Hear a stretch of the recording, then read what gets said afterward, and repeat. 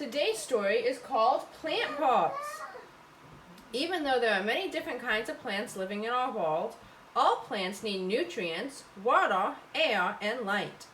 And most plants have similar basic parts: roots, stems, leaves, and flowers. Take a look at this sunflower. The parts of the plant you see down here at the bottom are the roots. The roots of the plant are covered with soil.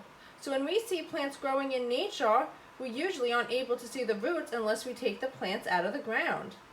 The plant's roots reach down into the soil and grow underground. They help to hold the plants in place in the soil, but most important, the roots take up water and nutrients that are in the soil. Nutrients help plants grow and stay healthy, just like vitamins help you grow and stay healthy.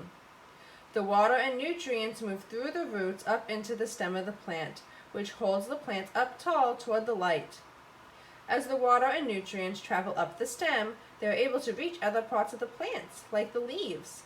The leaves are the part of the plant that are attached and grow out from the stem.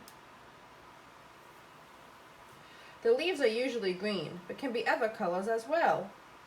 Many plants have flowers which are also called blossoms. Look at the blossoms on this sunflower plant. Around the outside it has many bright yellow petals. The flower petals of different plants come in every color you can imagine. Now look at the center part of the sunflower blossom, the part that has many petals around it.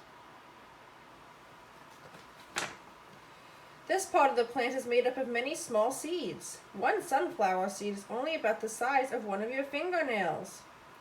If the seed of the sunflower plant is put in the soil, they will make a new sunflower plant. Sometimes people eat the seeds from some plants. You may have even tasted a sunflower seed yourself. Even though most plants have the same basic parts, roots, a stem, leaves, flowers, and seeds, these parts may look different on different kinds of plants. These beautiful flowers are from many different types of plants. Did you notice that not only are the colors of the flowers different, but the flower petals from different plants have different shapes too?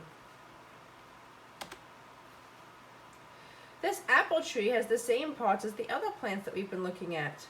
We can't see any apples because this picture was taken in the spring, when the blossoms or flowers come out. The apples will start growing in the summer and will be ready for picking in the fall. We can't see the roots of this apple tree because they are growing underground, but we can see several other parts. We can see many stems on the tree. The smaller stems are called branches. Do you see the apple blossoms on the leaves? There are many, many leaves attached to the branches of this apple tree. So all this little green stuff is all leaves, and all this white stuff is all the blossoms. And the trunk and the branches, those are the stems of the tree. The largest part of the tree is called the trunk. The outside of the trunk is covered in bark. Bark is kind of like clothing for trees. It protects the inside of the tree. Here are some leaves from different kinds of trees. Take a close look and you'll notice that the leaves have different shapes. In fact, one way to tell what kind of tree you are looking at is to look closely at its leaves. The leaf on the top left is from a sugar maple tree. The leaf below that is from a white oak. The leaf on the top left, so this one, is from a sugar maple tree.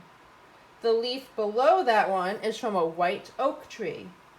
The leaf on the top right is from a witch hazel tree. And the leaf below that is from a black oak tree. Remember, many plants, not just trees, have leaves. In fact, leaves are especially important for the survival of all plants. When light shines on the green leaves of any plant, the leaf absorbs or soaks up energy from the light.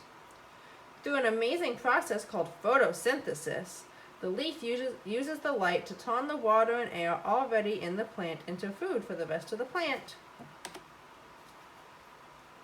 Do you remember earlier that we said that the roots and stem of a plant move water and nutrients from the soil to the other parts of the plant, such as the leaves? During photosynthesis, water, nutrients, air, and light come together in the plant's leaves. This is how plants make food for themselves. It's a good thing, too, because plants can't move like animals or people, so they aren't able to go find food somewhere else. Plants have to make food for themselves. Once the water and nutrients are made into food through photosynthesis, parts of the leaves called the veins, these little lines are the veins in the leaves, carry the food back to the stem. From there, food is taken to the rest of the plant where it is needed. Now you have learned about most of the basic parts of many plants. Plants begin as seeds, which sprout and grow roots, stems, leaves, and then flowers. The roots, stems, and leaves work together with water, nutrients, air, and light to make food for the plant through photosynthesis. Say that word 3 times to help you remember it. Photosynthesis, photosynthesis, photosynthesis.